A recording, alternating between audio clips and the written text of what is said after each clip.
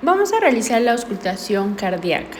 Para eso necesitamos saber los puntos de auscultación.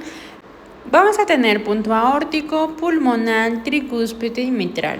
El primer punto vamos a encontrar en el espacio intercostal, en el borde external del lado derecho.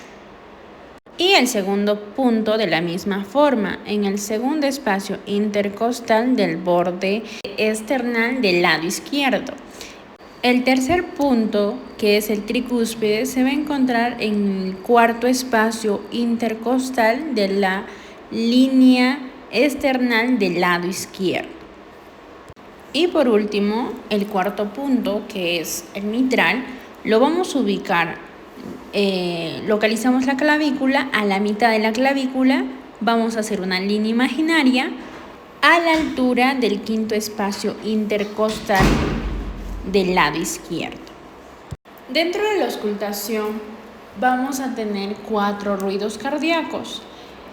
El primer ruido cardíaco es la cierre de la válvula tricúspide y mitral y se apertura la válvula aórtica y pulmonar. Coincide con sístole. El segundo ruido cardíaco es la cierre de válvula aórtica y mitral y se apertura de la válvula tricúspide y mitral. Coincide con diástole.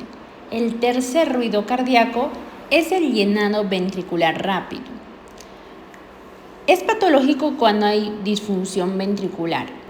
En el cuarto ruido cardíaco es la eyección auricular forzada a un ventrículo hipertrofiado. Es patológico.